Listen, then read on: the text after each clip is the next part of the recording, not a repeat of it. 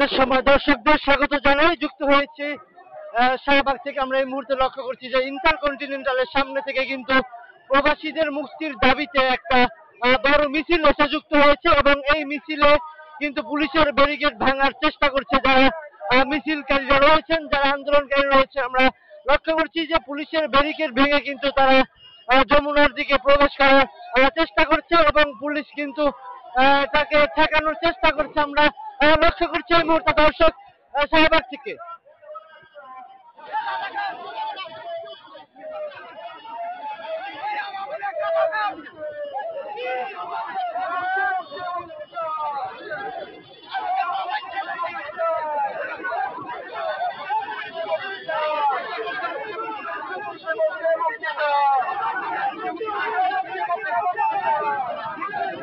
দর্শক দেখছিলাম যে তারা বিভিন্ন স্লোগানে প্রবাসীদের মুক্তি চাই এমন কিছু স্লোগান দিচ্ছে এবং পুলিশের ব্যারিকেড ভেঙে কিন্তু তারা প্রবেশ করার চেষ্টা করছে, যেমনটি আমরা দেখতে পাচ্ছি। দর্শক ওই মুহূর্তে আমাদের দাবি আমাদের 20 জন ভাই এখনো জেলে, দুবাই জেলে এখনো আটক আছেন এবং আমরা 10 জুলাই 10 তারিখে আমরা আন্দোলন করছি। আমরা 6 মাস হলো দুবাই থেকে আসছি। আমরা সারোয়ার আলম খানের কাছে, আসিফুল খানের কাছে কয়েকবার গেছি, আমাদের সান্ত্বনা দিচ্ছে, কিন্তু আমাদের কোনো দাবি পূরণ করে নাই এই পর্যন্ত।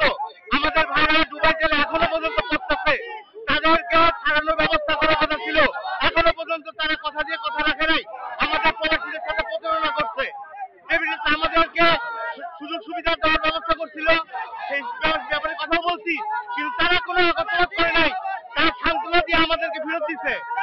আমাদের আসিফ নজরুল স্যার এবং সারোয়ার আলম স্যার, এরা দুজনে আমাদেরকে সান্ত্বনা দিচ্ছে, এখনো পর্যন্ত দিতে পারে নাই।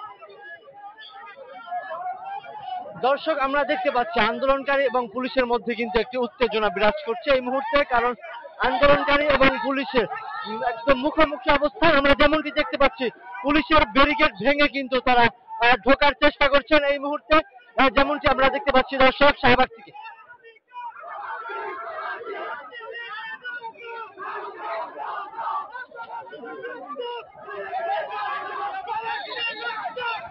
দর্শক আমরা দেখছিলাম যে যারা প্রবাসীদের যে বিভিন্ন দাবিগুলো নিয়ে যারা এসেছেন তারা কিন্তু এই মুহূর্তে পুলিশের ব্যারিকেড ভেঙে ঢোকার চেষ্টা করছেন এবং যেমনটি আমরা এই মুহূর্তে লক্ষ্য করছি এখানে কিন্তু একদম একটি উত্তেজনামূলক অবস্থান রয়েছে এবং তারা কিন্তু ব্যারিকেড ভেঙে ঢোকার চেষ্টা করছেন এবং